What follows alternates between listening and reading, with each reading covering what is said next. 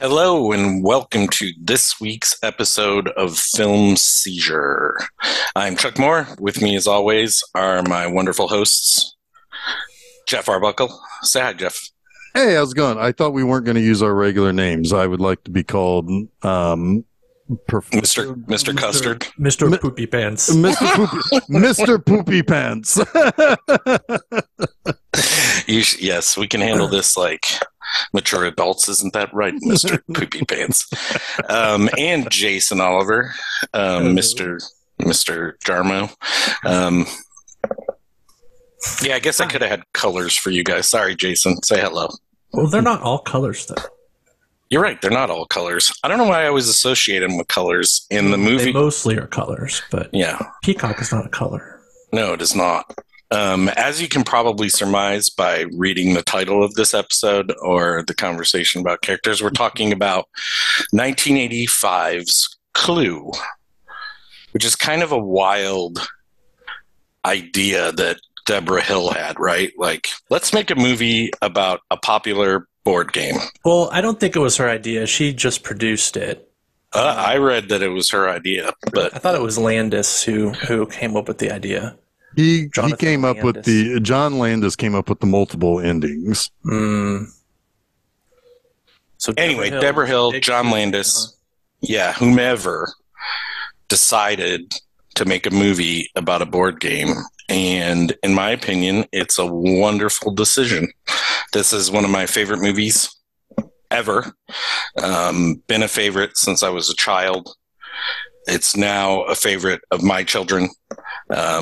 It's just a lot of fun with some of my favorite performances in film in it. That's all I'll say about that for now. This is our third non-John Carpenter Deborah Hill picture. Really? Yeah. We previously had done The Dead Zone and just recently The Fisher King. Yep. This is also our second Jonathan Lynn film, the director. He also made My Cousin Vinny. Well, I love that man then, because I love both of those movies. I didn't realize, I actually watched the Making of Clue documentary that, I think it recently came out, and Jonathan Lynn was talking. I'm like, I don't even have any idea who this man is. But he had some interesting stories about this film. And yeah, he made My Cousin Vinny too. That's great. While we're doing stats, this is also our third Eileen Brennan film, which is kind of weird. But we've covered The Last Picture Show and The Sting. Yep. Yeah. Which, yes, I like this movie. I like this movie a lot. Well, you picked it, so I hope you. Yeah. This was one that we rented when it came out. I didn't see this in the theater. The whole little gimmick with the 3 endings in the theater, I didn't get to experience that. But I think that it's kind of like, I don't know if that gimmick worked. I mentioned to you guys before we started recording, this week and next week I have mirroring problems, and I do not like the multiple endings. I like the multiple ending. I love it. I like it a whole bunch. In fact, that's, I think, with the thing that stuck with me the most when I saw this as a kid was the multiple ending. And as I grew and got older, it's one of those great movies. You see it as a kid, and every time you see it growing up, you kind of get more and more of the jokes. Right? Yep. Because they come fast and furious and with different levels of maturity, right? Right. And so, yeah, by the time, you get to be, even like late teens, you're not really getting all of it. Like some of the communism, Herbert Hoover stuff, that's kind of still maybe flying over your head a little bit. But eventually you get it all. And it's funny because there's something for everyone. It's very much like the perfect PG movie in that regard. I wonder if it would be PG today. I don't know. You think it still will be? I think so. It's bloodless. There's no cursing in it. Yeah, I guess you're right. It's all innuendo. It'd be PG for sure. I don't know. It seems as though I would almost expect whoever makes it would try to avoid a PG rating and go for PG-13 instead. Maybe. I mean, what would be like Knives Out then? I mean, that's PG-13, right? Yeah. Oh, yeah. I mean, and that's one thing that is definitely, this is a movie that is most definitely kind of aping off of, because at the time that this was out, there was a successful Agatha Christie series going on in movies. All the ones that are getting made now were being made then too, with Peter Ustinov. And this was still, this had become, since the 70s, a kind of a return to some of those old 40s and 50s non-noir mystery type movies. And it is very classic in that sense. I mean, in fact, I completely and totally forgot, or didn't even realize all my life, that this takes place in the 50s. Mm-hmm. Yep. I think I always just kind of thought it took place in a timeless, kind of way. But yeah, but I mean, it's taking place in the era of McCarthyism, Sure, so sure. I mean, that ends up playing a part, but that's something a pretty big part. Except, I know, but herring. It's a red herring. But as a kid, I didn't know anything about that. Right, exactly. That's what I'm saying. So it's like details become more clear as you watch it as you get older. Yeah. Yeah, I mean, I probably hadn't seen this movie in more than 30 years. What? Seriously? Yeah, probably. Oh, wow. I mean, I think I watched it 3 times last year. I mean, it's a movie that I saw a lot up to that time. So it's like, by the time, like whenever it was, I probably last saw it in the late 80s or early 90s. It was like, okay, yeah, I've seen this now for the 27th time. It's like, I'll move on to something new. This movie, in my opinion, is the second most rewatchable movie ever. Second only to Return of the Living Dead. I would put this at 1 for me. I was going to say earlier, you can watch this film. I can watch this film at literally any time. No matter what my mood is, it improves my mood. If I'm in a good mood, it's enhanced by that. Like, it's just immensely rewatchable for me. Yeah, it's funny because I only disagree by 1, Chuck. Yep. Apparently a lot with Jeff. No, not necessarily. I mean, it's one that when I watched it again, I watched it actually after watching next week's movie that we're going to talk about. Which you're wearing this shirt for in preparation, I see. Oh, yeah. Oh, yeah. that was totally subconscious. That's great. He's wearing a Cheers shirt. Yeah. Well, we'll talk a little bit more about that next week. Yeah. There's your clue for next week. Yeah. It was Shelley Long. There's your clue for next week. It was Shelley Long in the bathroom with the exhausting 91 minutes. But no, I mean, it was one movie. Not though. Yeah, we'll talk about that next week. Yeah. But no, it's a movie. I'm glad that I watched Clue second instead of first, because while this movie is frantic also, it's much more like, I was having an anxiety attack during The Money Pit, and during Clue I was like, all right, I'm feeling good. So this one, if we're talking about the movies that, I mean, I guess we should say we've got for our month of July, we've got 4 comedies. 2 that Jason picked and 2 that I picked, and we're actually doing them in chronological order too, which is fun. I picked 2 90s movies and you picked 2 80s movies. So nice. Yeah. Interesting. This is also one of my favorite scores. It is. It is good. Yeah. The score, like, as soon as it started, I'm like, is that Danny Elfman? I think I always think, is that Danny Elfman? Like, right at the beginning of this movie. But it is like, I don't know. No, I know it is not. Just clarifying for our listeners. Yes, thank you. It's one of those movies that I'll probably say the word perfect like 100 times in talking about it. And the score is one of those things that is absolutely perfect for this film. I mean, you can't get enough of electronic harpsichord. Just Yeah. No, I'll second that. Yeah, electronic harpsichord is awesome. As a fan of the Monkees, I should like electronic harpsichord. I mean, it does kind of set the mood, right? It's kind of zany and whimsical, but also mysterious and spooky at the same time, right? It does have a little bit of dread in it, like a slight amount of dread. Yeah. Yeah, it's the repetition a little bit, right? Too. Yeah. It's I love it. I remember like seeing this for the first time and kind of getting like feeling a little spooked out just by the opening sequence, right? Because it starts very mysteriously, and with that music, it's like, ooh, is this kind of going to be a scary movie? Well, it's kind of got a little bit of an old dark house feel to it, right? Mm-hmm, mm-hmm. You know, it's the whole mansion is set up as a spooky place where, of course, there's going to be a thunderstorm. You know, it's got all of those things going for it. And back real quick, going back to our statistical thing, this is the second movie in 3 weeks that's a Goobers Peters production. Batman being the other. Batman. Interesting.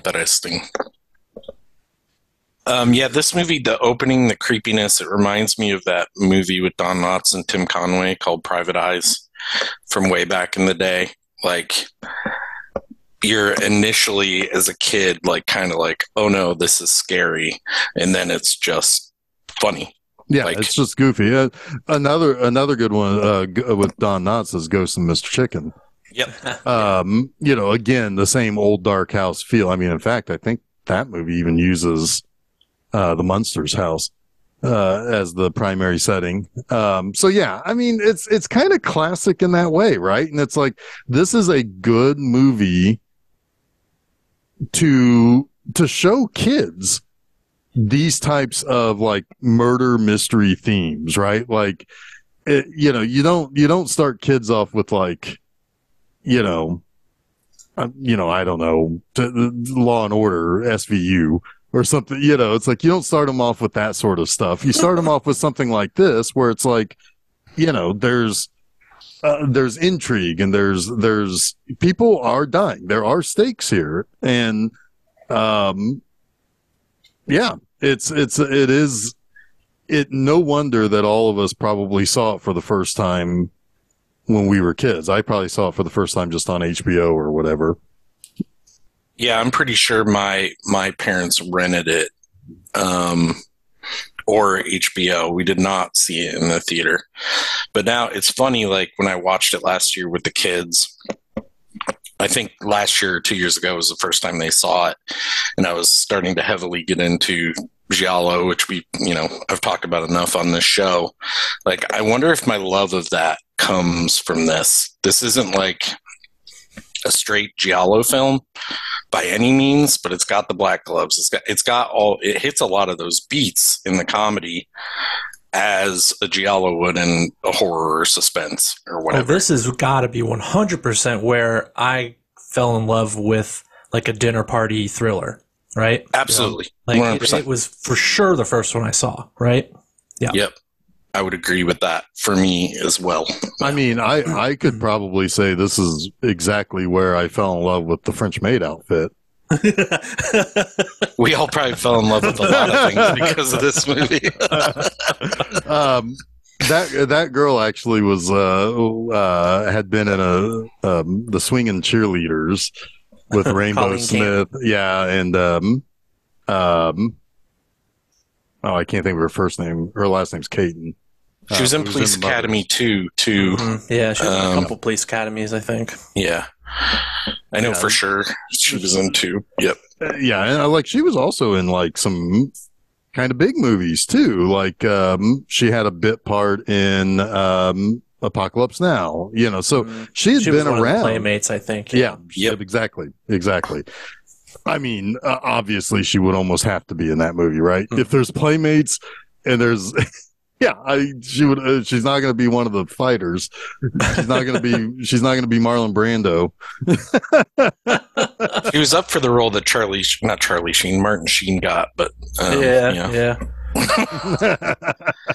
Yeah, she was up for it before Keitel even. Yeah. We've actually done another movie that she was in. She was, I don't know who she was in Last Action Hero, but she was in that. Oh, interesting. I didn't know that either. She's in Greedy. We've got to do Greedy at some point. That's a great movie. Greedy's another Jonathan Lynn movie. Is it really? Yes. That's a gooder. Shit, he's my new favorite director of the moment. Yeah, I like Greedy a lot too. I'd look at that. Kind of a similar idea, right? You have an ensemble cast, all kind of zanily working toward the outcome, right? You know, yeah, so for sure. Jason, that's almost like more Knives Out than this is in a way. Yeah. Oh yeah. Jason, with the inheritance and everything. Yep. Yeah. I want you to talk a little bit about your love of the game Clue, which I just discovered recently. I've had the pleasure of playing a game with you. Yeah, so we'll talk a little bit about that. I've always loved Clue. I loved Clue since I was a kid. I loved the game Clue before I saw the movie Clue. Even as a little kid, I mean, we used to play this when I was real little. And I always liked the creepy aspect of it too. You know, there's something. It always felt like something dangerous playing even a board game about murder. It was just, I don't know. But it was a family game. We played it a lot, a whole ton, and it's not very fun to play with like 3 people, right? Yeah.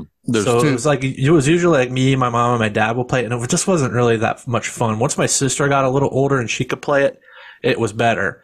Definitely want at least 4 people. But yeah, I love it. I love this game. I haven't played it in ages. We played it after poker the other night. I had a pretty good game. Susan won, shaking my fist at her.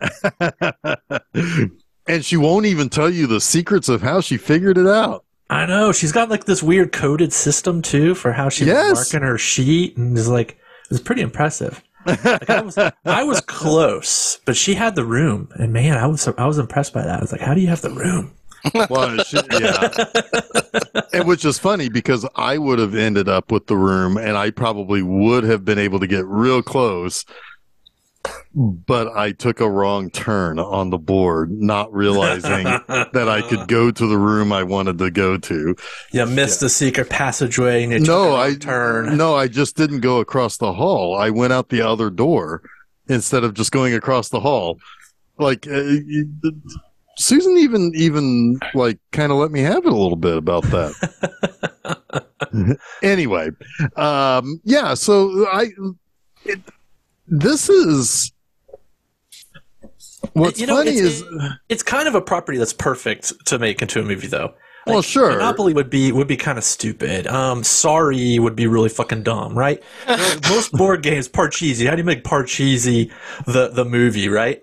But Clue is kind of perfect. I can tell you, all it is at the heart of it is a murder mystery. As long as you get the characters and the weapons in there and the rooms, boom, you got a movie. Well, what's kind of funny is another perfect movie that you could have made out of a board game and was an absolute failure was Battleship. Oh my goodness. That's such a dumb movie. But anyway. Battleship is basically any fucking war movie at sea, though. I mean, fair enough, but I mean, yeah, but then they actually tried to make one, and it was terrible. Yes, but it's because we live in an era of world political fear, right? Like nobody wants to offend anyone, so you can't have They could have just said it in World War II, right? Just made the Nazis the enemy, but they chose for whatever reason not to. And made it a sci-fi fucking story. Well, they didn't want to offend any Americans with Nazis in it. So, but no, the thing is with well, I mean, and you didn't even have to go that. You don't even have to be that smart with Battleship. Wasn't it extraterrestrials? Wasn't it? Yes, it was an alien invasion. It's so stupid. Yeah, that's what I think of when I play Battleship. Is got to stop the alien invasion. The only thing you have to do as far as that, and this is the last thing I'll say about Cook's Battleship. Just sitting back listening to it. I know, it's great. That's great. The one thing you could do with Battleship is you have a guy steal, or an organization steal the other ships, and then boom, you send out. Yeah, I mean, Jesus. Here's what you do. We got to send out one for every ship. They've got a aircraft carrier. We've got to send an aircraft carrier. Make it a comedy based around that. They've got a tugboat. We've got to send a tugboat. Here's what you do. You make Tim Curry the captain of the tugboat, and then the movie is good, right? Like you got Christopher Lloyd on the aircraft carrier, you know. Yeah, I mean, at the end, he'll explain why 3 different strategies failed and 1 succeeded. Yep. Because I mean, in reality, why is this movie so rewatchable? Why is it so good? It's because, I'm going to say this word again, the cast is perfect. Yeah, yep. it's a like, wonderful cast. You could have totally botched this movie with the wrong people.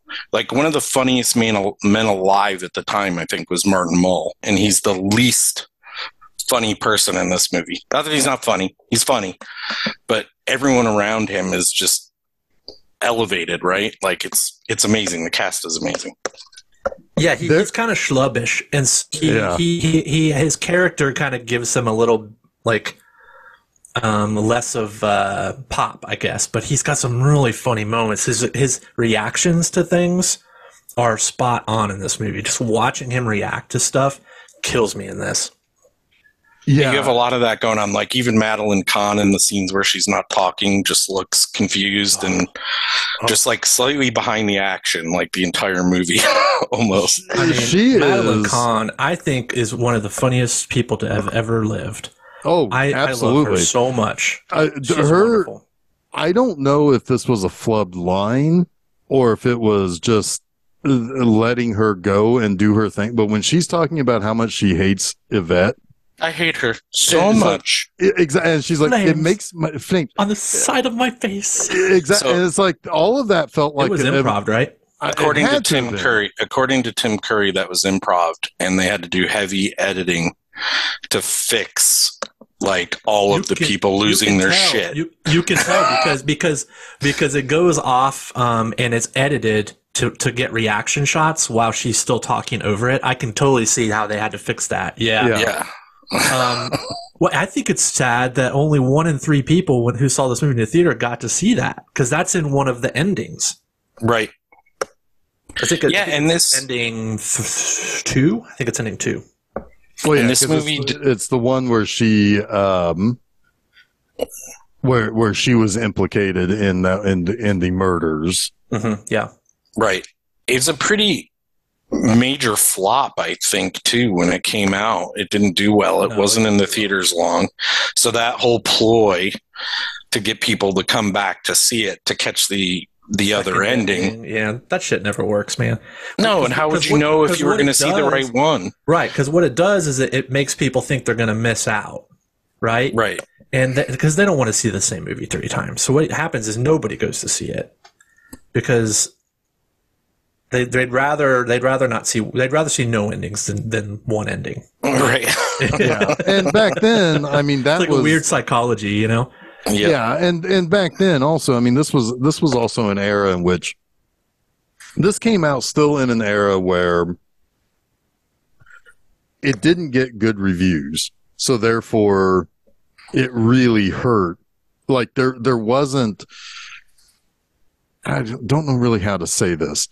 Most reviews were to bad on this movie, and because it also is like 25 years ahead of its time as far as being a product-based movie.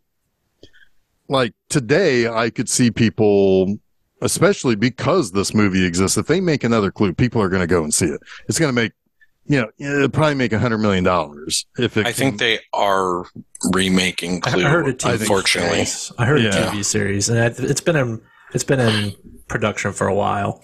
Well, we live in an era, right, where they're making movies about Nike and Tetris and Flamin' Hot. Now, I know this is about, like, the product evolution or whatever, but Jesus Christ, like, yes, Clue. Spicy Jesus Christ. Yeah, cheese and cheese, yes, exactly. So this would be obviously a big hit now. I think, obviously, things like Knives Out owe a lot Yep. to this movie. You'd really have to catch the lightning in a bottle again, because again, the cast is what makes this movie. And ultimately, Tim Curry, I think, is the anchor of the whole thing, right? 1,000%. I mean, if you don't have that anchor, especially, I mean, he's what sells the end of the movie for me with the 3 endings. He's just so good and so consistently on in the way he's acting some of the stuff out. Like, my favorite is when he comes out of the freezer and falls into Michael McKean's arms. Yes. Yeah. So good. And then Michael McKean drops him on his face. Yeah, it just drops him. Yeah. It just gives him like a disgusted look. Like, I can't imagine how on he had to have been to do this, because he's doing physical comedy, right? Like consistent physical comedy, running, slapstick stuff, while also memorizing 3 different things, right? Like, it's insane how on point he is. And he's talking fast while he's running, and you can understand him. Like, that's a major problem I have with new movies. Like, if people are running or doing any kind of exhaustive thing, they can't speak. You can't understand him in a movie. And he clearly enunciates. It's insane how well he does in this movie. He has super good cardio, for sure. Yes. Well, he's probably falling back on his stage training. For sure. There's there's definitely some endurance going on there. It's funny about Tim Curry because, here's a guy who doesn't just have one role that he's well remembered for. This guy has like 4. He has 2 in 1985 alone. Yeah. For Legend. This and for Legend. Yeah. 10 years before that, he had Rocky Horror.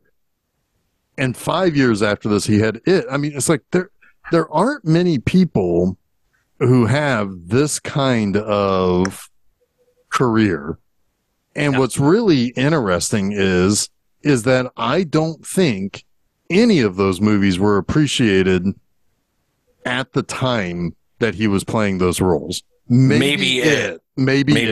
Yeah. But certainly, not that people didn't appreciate Rocky Horror, and obviously the cult status that came after that. But like the cult standing of this movie, of Legend, of those had to grow throughout the rest of the 80s. Absolutely.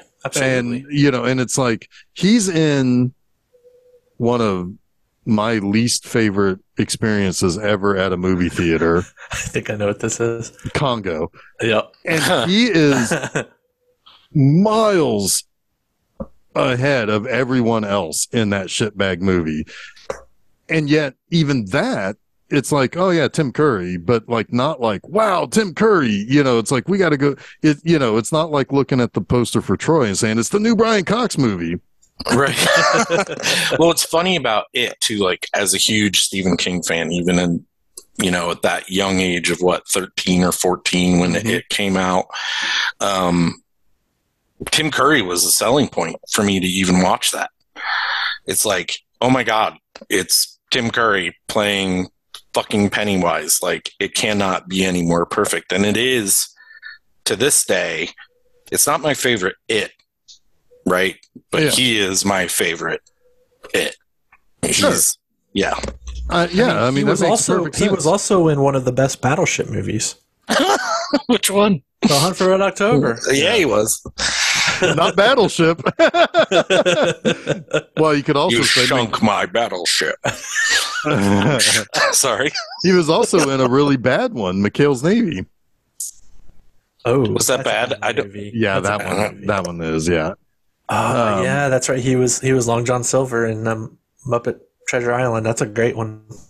Yeah, but see, like, these are all movies that he is, like, he stands out in.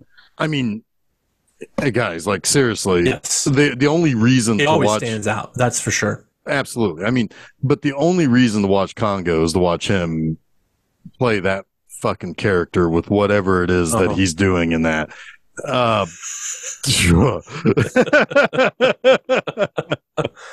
Oh, that's a wild one, man. That is such a crazy, awesome cast of characters.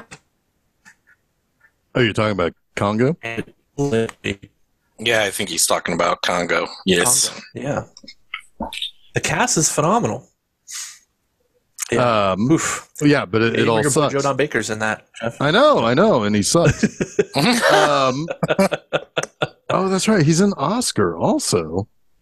We should maybe watch that one sometime too. Oh man, I was just reading about Oscar and that new Last Action Heroes book. That's funny. Like Sylvester Stallone was desperate to make a comedy because Arnold Schwarzenegger was hit big with twins. He tried so many times to make a comedy and kept failing. I don't know. I'd say Oscar was probably his best attempt. You know, that was supposed to be. It was supposed to be Pacino. Okay. In that role. That's fair. Okay. He left for, I forget what. He did another movie and left Jonathan Landis. And Landis at that point was like, Sylvester Stallone's interested. Okay. And then he realized, he was like, this isn't working. He got like a week into it. And he was like, this isn't working at all. And he actually told the producer, we should just pull the plug. He told the studio, we should just pull the plug. But they just decided to keep going. He also, well, hell, they got to be able to put 2 thumbs up on the fucking video box when it came out on on VHS. So, which incidentally, this is not a movie. Clue is not a movie that Siskel and Ebert liked at all. No, nope. They didn't like Next Week's either. No, no. Although I think they did like this one a little bit more, but not. Yeah, the next one, not at all. But no, I mean, and it's kind of funny, right? Because like, again, we're talking about, this is a movie that didn't succeed it didn't do very well, you know, and if you really think about the movies that our generation kind of latched onto as kids, and I'll even say the same thing for like, millennials too, because we grew up, the late stage Gen Xers, like the 3 of us, and pretty much all of the millennial and beyond, we all grew up with the post Star Wars, post Jaws explosion of, you know, of movies coming out either on VHS, on cable, in the movies. You know, we were inundated with a lot of stuff. This was also kind of a changing era for criticism as well, where most of the critics that were making movies or that were reviewing movies at this time were still part of an older age where, much like what we would probably think of some movies that come out today as being a bunch of junk, that's exactly what they thought of these movies. And yet they were connecting with audiences because the average moviegoer age was dropping like significantly. Yeah. And so a lot of these movies that we kind of glommed onto did not make very good box office and did not do exceptionally well with critics. You know, so I mean, we talked about it when we did our live Goonies discussion, where Siskel and Ebert hated the characters, and yet here we are. It's like, no, man, it's us. We were seeing ourselves in our groups of friends, and it's like it was just a different era that the critics hadn't caught up to and didn't catch up to until pretty much the 90s. Yeah, I mean, and there's a part of, I think at least, where critics were looking for drama or something more than this movie offers, right? Maybe you're kind of saying that. Yeah, no. This movie is just a fun ride, and critics didn't know how to say, just go have fun. Right, exactly. And watch this movie, because that's what it is. It was that weird era where it's like the writing was on the wall, but they weren't seeing it, that younger people were watching more movies, maybe still not going to the theaters, but they were getting to those movies through VHS or through cable. We're almost in a similar age now, right? Yeah. Like, with the way that films are dropped and content is dropped, and kids don't even want to sit through 2-hour films most of the time anymore. Which is funny because most of the movies made for them are made at almost 2.5 hours, thanks to Harry Potter. Right, or they'll sit 8 hours and binge a character TV we show. Can't name anymore. Yeah, exactly. Yeah. No, it's you're wild. Right. It is crazy, and it's like we're kind of going through that weird transitional phase again, too, right? Where a couple of other things to think about. It's like, and when this movie was out in 1985, there were a lot of old timer directors saying home video is going to ruin movies, because if people aren't going to go to the theater, they're not going to watch it on a 40-foot screen. They're going to watch it on a 27 inch crappy TV, maybe not even in color. Takes our vision out of it, right? Or whatever. Exactly. I mean, of course, then you don't have widescreen either until the 90s. We're seeing that today with streaming. Also, again, the audience is shifting, right? When this movie was coming out, people like us were starting to get interested in movies, certainly by the time this was playing on cable all the time. Well, why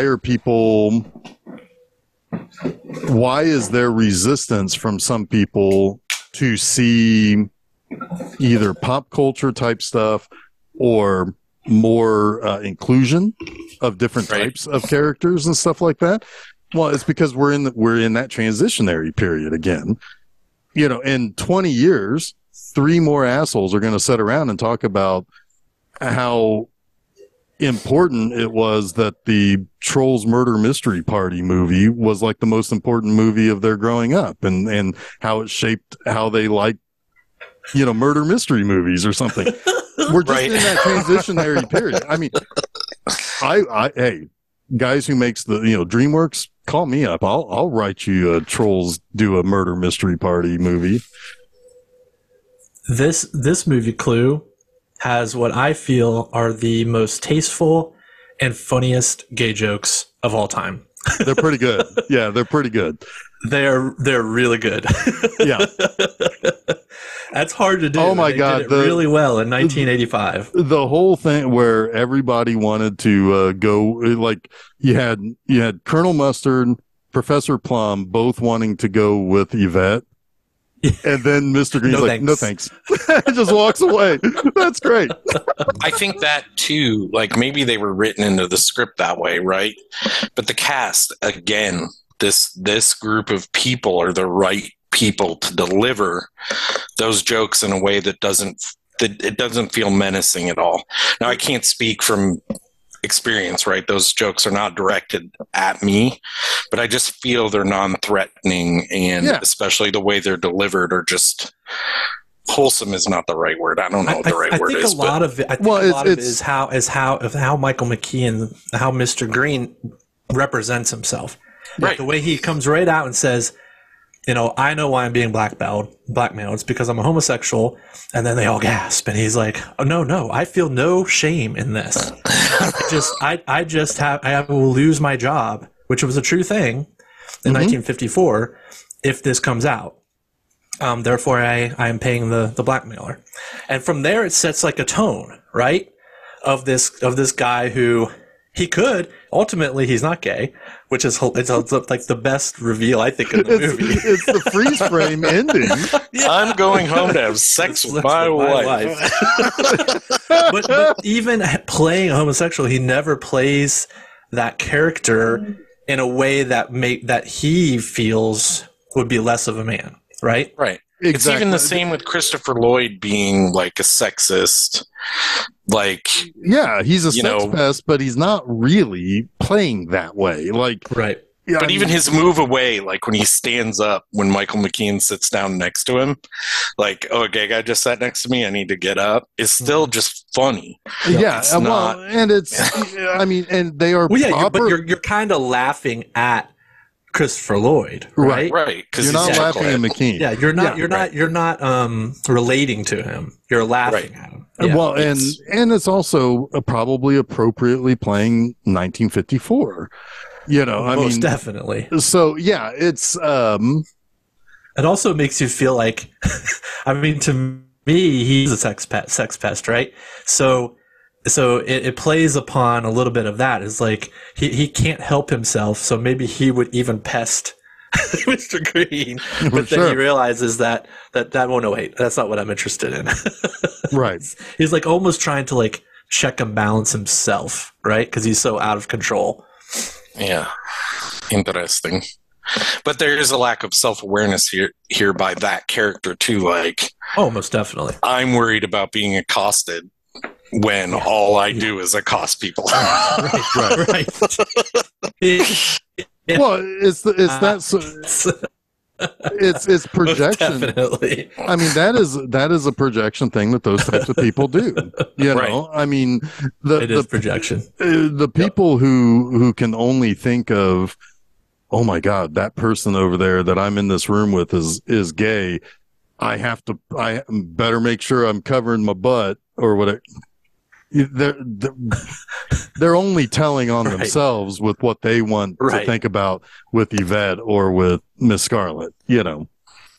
Yeah, but no, it's not, you know, there are no jokes really directly aimed at Mr. Green. I think somebody at one point says, aren't we supposed to call you a fruit? Well, no, he says, I'm a plant because he's an FBI plant. And she says, I thought that people called your type a fruit. That's it. That's the one. Gives her, it was Miss Scarlet says, he just kind of gives her an eye. But it's still, it's not really mean spirited. It's, I thought this is what people say about you, you know. Again, it's all the delivery. Right. It's almost like, do I have the lingo wrong? Yeah. Exactly. Is anyone else in the camp with me that always thinks, oh my God, I can't even remember her actual name now. Miss Scarlet. Oh, Leslie Ann Warren? Sure. That Leslie Ann Warren is Susan Sarandon every time this movie starts. It's very close. She is very close. This is our second Leslie Ann Warren film. Color of Night. Oh, I thought she was in Bull Durham, maybe. She is in color. Oh my God. You thought she was in, and I thought she was in the Rocky Horror Picture Show. She was great in Dead Man Walking. Yeah. She was this close to being Lois Lane. She did a lot of screen testing, but they ultimately went with, I think the thing is they went with Margot Kidder because if I had to guess why, Margot Kidder felt more 70s tough, like an actual tough 70s lady reporter. She was the right choice. Carried herself that way. Yeah, she is the proper choice. Now, Leslie Ann Warren did play Lois Lane on stage in a really weird musical that was done for Superman. And she has a little bit of that kind of musical actress energy, which probably also hurt her in comparison to Margot Kidder. Right. I want to talk about the one bit of weird casting. Is it the lead singer of Fear? Leaving as Mr. Body. Isn't that weird? It's kind of weird. This is our second Lee Ving film. You know what the first one was? Streets of Fire. Oh yeah, I didn't do that one, but I knew he was in that. I mostly shrugged, or like kind of scrubbed that from my head. You're crazy. Yeah, that's kind of a weird piece of casting. He did a little acting though. One of the only musical. Oh my God, he was in Get Crazy from SNL. Yep, he was in Get Crazy. He got kicked off of SNL for life. Yeah, he's banned for life. Yeah. Is that what you said? I'm sorry. Yeah, one of the few musical artists banned for life. I think him and Elvis Costello. Yep. Might be some more, but definitely those two. Why? What for anyone? They cussed and had moshing and beat they people had up on a stage. whole bunch of punk rock fans showed up and rushed the stage and moshed and were yelling like fuck New York. Profanities. Like fuck New York. Here it is right here. One of the slam dancers yelled fuck New York. I used to be a slam dancer. Slam dancer. I do want to say one thing about leaving, and anyone who's seen the Clue documentary will already know this, but apparently he was a studio, not him in particular, but the studio's like, we need someone on the Billboard Top 100 in this movie. And Fear was apparently popular at the time. That's so weird. And that's how he got cast. And Jonathan Lynn is not, like, he's very unhappy with it. Like, he's like, this is where the business and the art don't jive, where the studio's like, I mean, he's not bad. I don't like him. He's the one part I don't like. I remember as a kid, I was a little scared of him, which I think is the right way to feel. Yeah. But as I got older, I was like, this guy is not a very good actor. No, they don't even use his ADR voice in a bunch of his dialogue. Yeah, yeah. People have speculated that's Joe Montana that does the ADR, but interesting. Yeah, he is pretty good as Piggy though, and Get Crazy. You remember that, Jason? That. Yeah, he's the leashed character for the punk band. Mm-hmm. Yep. But there are a couple, since we've been talking about casting for a while, there's some interesting tidbits too. Apparently John Cleese was the original Wadsworth.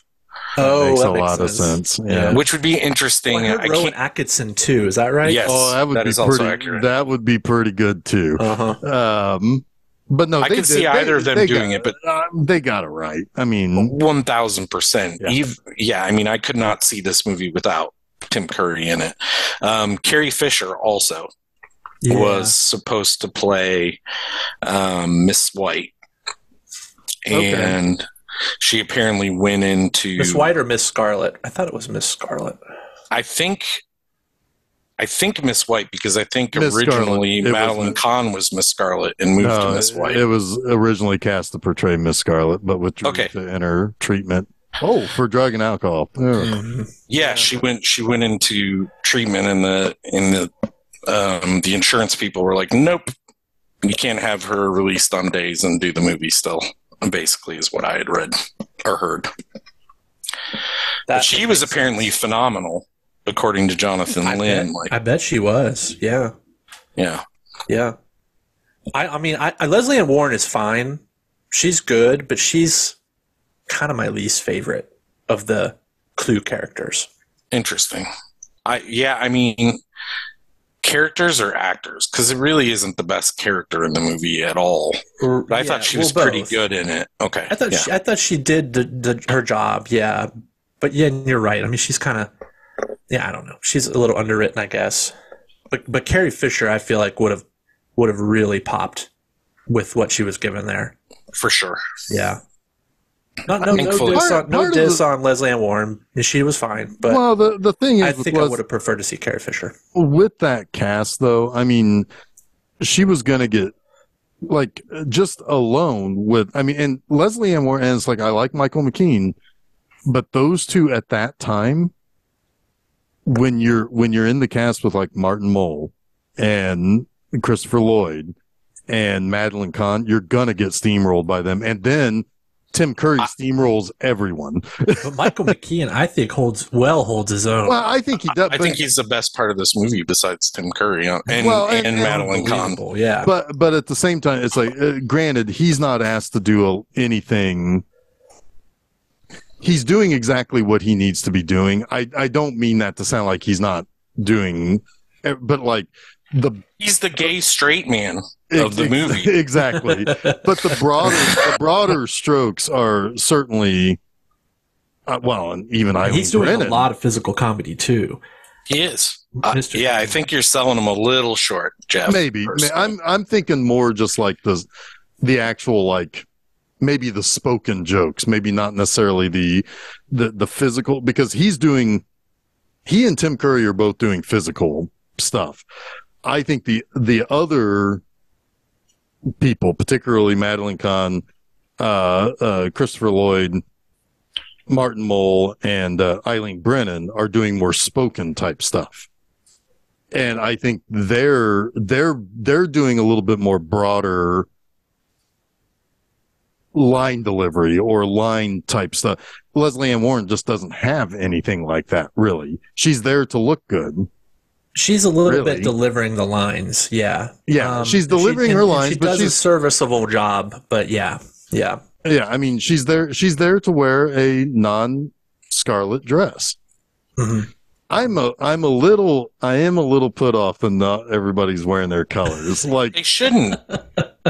If they're game tokens, why would they color coordinate to their? Because their game tokens are. I know, yeah, but I mean, in this movie, they're aliases, so it's not who they are. They're Madeline not called. Kahn kind of does though. She's got all that all black, but then the white lining of her jacket. Well, and yes, Professor Plum's vest is purple.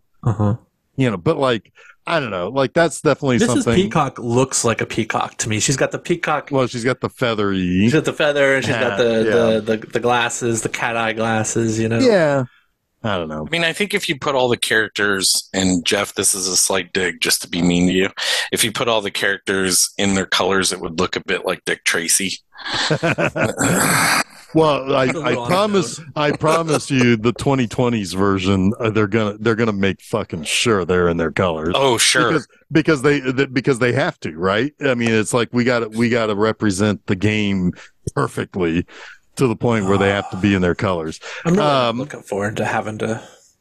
No, we don't necessarily have to go see it either. That's the great thing. Well, it's going to be a TV show. That's what I've heard, which I don't think is the right choice either. But so let's talk about the ending that you didn't like, Jeff. Before you go, though, actually, I want to hear your thoughts. Why didn't you like this? Is war, Peacock. What I don't like about the ending is, when I was watching it last night, I felt like, because like that first hour and 10 minutes or so before it starts playing out the endings, we're cruising at like the perfect pace at the perfect time. And it just feels like it stops to say, for Tim Curry to then say, I know how everything happened and I'm going to now do it. The first ending is fine, you know, because he is now, but it does kind of feel like when I reflected on it, because then it goes to, you know, here's, you know, how about this ending? It feels as though that the timer went off and they say, okay, we got to get to the final now. We got to get to the end. And it felt like there was stuff missing. Like when it gets to that final stopping point and then it goes into the last 20 plus minutes of the three endings, I was like, oh man, it's like, I felt a little bit like, I don't know. I felt like I was being a little bit jerked into the finale when I wanted it to be a little bit. I wanted things to keep going for a little bit, and then having just one ending would have been fine. I get why they're doing that, because there is an element to the game where you have to make these declarations, or you're making these calls. Yeah, or every time you play it, the answer is different. Right. Theoretically, sure. I just felt like, I don't know. It just kind of, in a way, it's like I would have liked the third ending to really be the only, either the first or the third to be the only ending. Then you miss the best character acting. That's what I love about it, because some of the characters' best moments are in each of the endings, right? Like you have Madeline Kahn's Flames in ending 2, and Michael McKean in ending 3, and right. You know, I think too, it's just a straight up send up of Agatha Christie to have three endings. I mean, that's part of the joke. You know, is that, you know, it doesn't fucking matter. We're going to tell you who killed him and why, and you're going to believe us. Yep, right. I wonder if you could watch this movie and track who isn't in each room and validate each of the endings. I kind of doubt it. Probably doesn't hold up. But I've never really looked that hard. Yeah. Well, I think there might have been clever shots and clever editing to where it never really showed a group shot, but but more close-ups of a couple of. Or they always show everyone running into it. I wonder if that's true. The first hour and 10 minutes was actually subtly edited as well to accommodate each ending. Possible. Like, I don't know if they did that or not, but I wouldn't be surprised. Either way, this movie is perfect. Use alternate takes and whatever. That's why they do that. And this is what really happened, because maybe that's the edit that fits that ending. Yeah. I don't know. I would guess that one would hold up to scrutiny, probably, and maybe that'd be my guess. I mean, it would almost have to, because at that point, everyone killed somebody. Yeah. Yeah. Oh, speaking of the one insane, just super, super quick role for somebody. You got Jane Weedland. Go-Go's? Yes. Oh, that's awesome. Yeah. Oh, and when they bring her into the study with the rest of the bodies and they just dump her on the floor, that's like they're just over it. Well, that's like when they find a vet. They're just like, sure, another dead body. Yeah. We were talking about that last night. Like the gradual lack of reaction to stuff by the characters is really funny. I remember as a kid, the Jane Weedling scene, like I didn't know who she was. I knew the Go-Go's, but I didn't know she was in the Go-Go's. That was always the moment I wanted to see when I sat down to watch the movie. I laughed and laughed. I remember my dad looking at me like I was a crazy person, because I'm like 7-year-old kid just laughing hysterically at this woman getting shot. I am your singing telegram.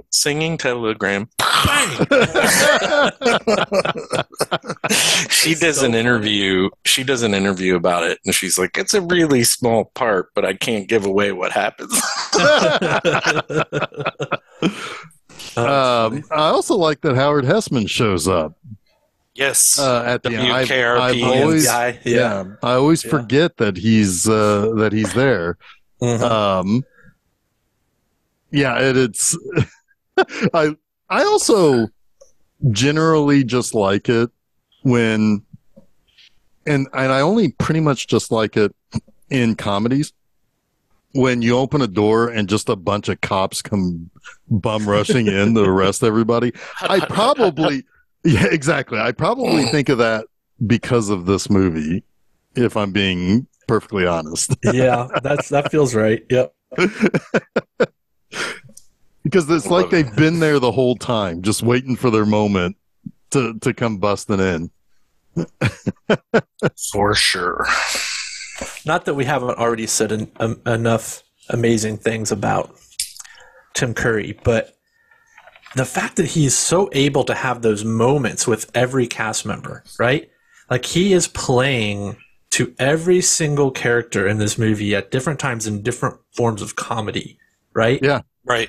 And a lot of the history of comedy is represented, from pratfalls and witty one-liners to like Who's on First, right? Like his moments with Martin Mull over Is There Anyone Else in the House? Kills me to this day. It's so good. It is very That's one of those Who's on Martin First Mull moments where he's just so perfect. Yeah. Yeah. He gets more and more exasperated, and Tim Curry just gets more and more confused. So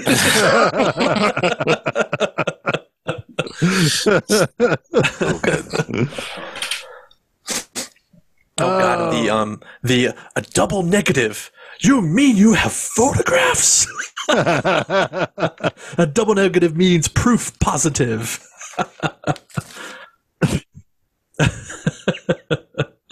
I mean, I really like Martin Mull. Yes. I mean, that's somebody, growing up, anytime he was him and like Dabney Coleman, if you got a movie with either one of them in it, they were going to be great. Mm-hmm. But yeah. Cloak and Dagger, baby. Yeah. And that's one of Dabney Coleman's more serious. Yeah, I guess it's a little serious. Yeah, pretty serious in that, yeah.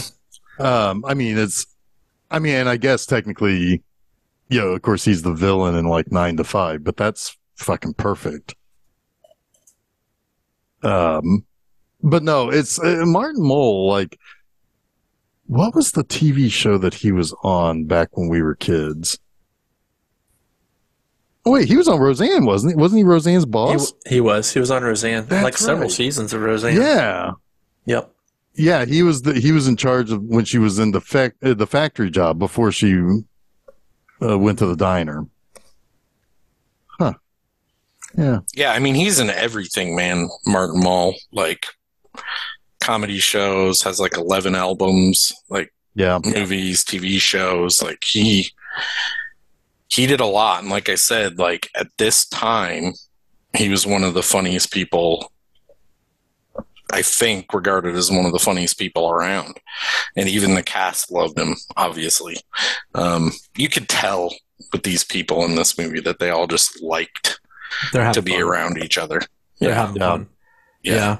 That comes through for sure. Oh, they probably had a ton of leeway, right? Oh, I'm sure. I'm sure, like that, the Madeline Kahn moment. I'm sure there were a lot of moments where they were cracking each other up. You know, yeah, they were just like gritting it through takes because they wanted to laugh. I mean, they just you feel the energy of that when you watch the movie. Yep. Well, and that's, I mean, this is a cast full of like comedians, really. Yeah. And I know what I'm thinking of also. That Martin Mull. There were two that I'm thinking of that I watched a lot as a kid, Mr. Mom and Mr. Mom. Yeah, and Take This Job and Shove It. That was one I watched a few times as a kid. I don't think I've ever seen that. It's based Mr. Mom was a definite watch for me as a kid. Yep. Take This Job and Shove It was based on a country song. Is that Clint Eastwood? No, Robert Hayes. Oh, Robert Hayes. Thank you. I know I've seen it, but I couldn't remember. That was like around the time I'd always watch Every Which Way But Loose and Every Which Way You Can and all that stuff. Left turn, Clyde. You took a left turn when I took a right turn. Yeah. Oh, hell, he was also in the house. He was also on 73 episodes of Sabrina the Teenage Witch. That's another thing. I would have seen every single one of those episodes. He was also in the cinematic classic Cutting Class. Oh my God, yes. Yes. Yeah, that's good stuff. Yeah, I mean, he's the real heartthrob in that, not Brad Pitt. I don't know what anybody's talking about. Who's Brad Pitt? You got Martin Mull. This is, I mean, look, I don't particularly care for the ending of this. Mostly because I felt like I was jerked into the conclusions more so than instead. It's almost game-like too, though. Yeah, because somebody, like, while you're trying to figure it out, will be like, "I know who it is." And you're like, "God damn it, I still haven't worked that out yet." That's a really good point. Yeah. I like that. I like that argument quite a bit. That's exactly how I felt a couple Saturdays ago.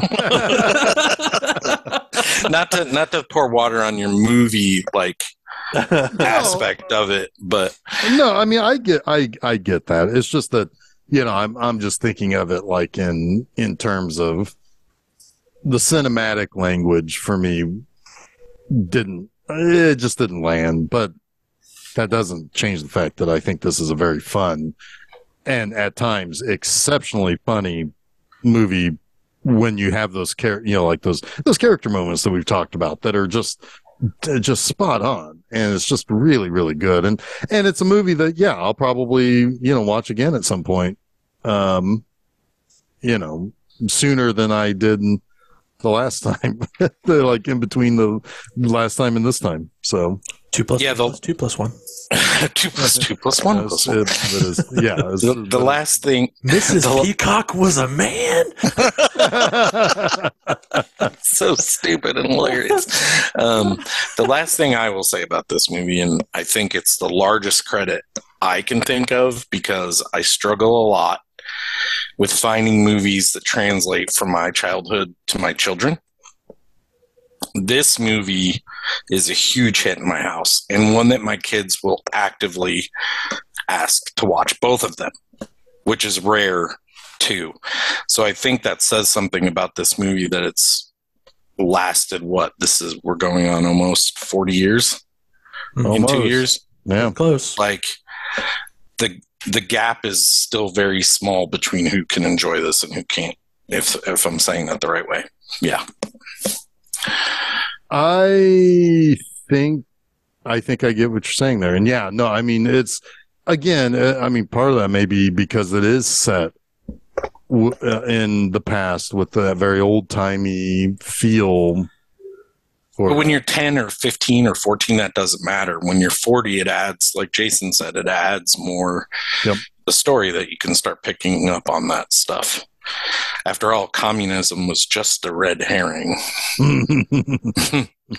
Why would he kill you in public? She meant he threatened in public to kill her. Beautiful. I like that everybody is both appropriately smart and appropriately stupid. Yeah. Right, it's like a sitcom. It's almost like a sitcom in the way that people are, like, the characters are written. Like they would never learn from anything. Right. And exactly. It's, I mean, it's Homer, all of these characters are Homer Simpson in some way, shape, or form, Sure. Except for maybe a little smarter, but like the same concept where it's like, they're not going to, they cannot each have an arc. They reserve that for Mr. Green, really. Right. Yeah. For whoever has the natural, real ending. Yeah. Yeah. I kind of maybe like the Mrs. White ending or Mrs. Peacock ending the best, because it has two really funny moments. It's the flames moment and the for she's a jolly good fellow. Oh yeah, which kills me.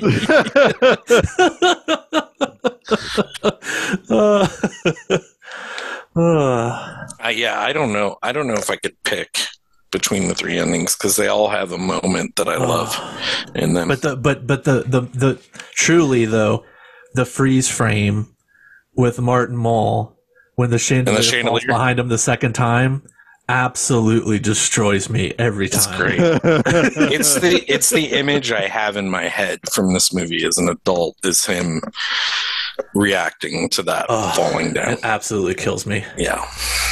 Which is funny because you really can't take another shock. Hey man,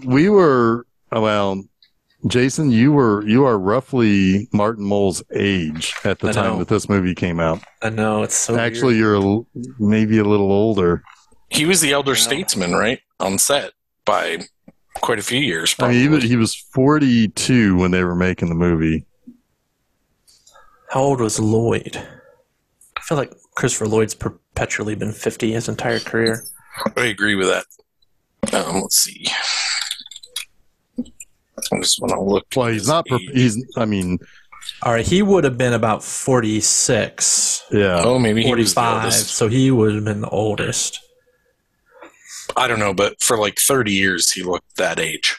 Yeah. Only like offset by his Doc Brown years where they aged him up. Even as a Klingon, he looked. Yeah. He looked actually younger as a Klingon. I know he did actually.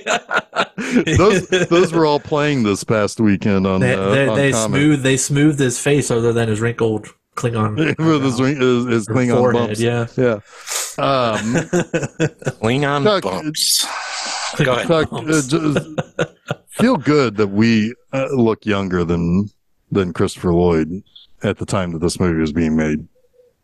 Yeah, I mean, yeah. Let's feel good about that. I do feel good. People our age 40 years ago looked a lot older. It's just empirically across the board, they looked older. It's weird. Yeah. There's a picture, and I probably brought this up on the show, of the traveling Wilburys.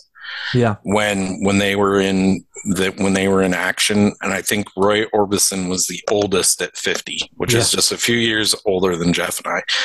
Looks fucking ancient. Yeah. Tom Petty was like 36 or 37. He looks like he should be what Roy Orbison's actual age was. Right. Like it's wild.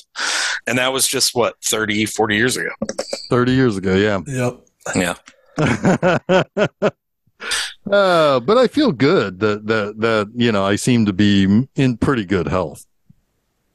Yeah, I don't know if I am, but I mean, let's put it this way: I don't want any chandeliers to fall right behind me. Yeah, you really can't handle another fright. No.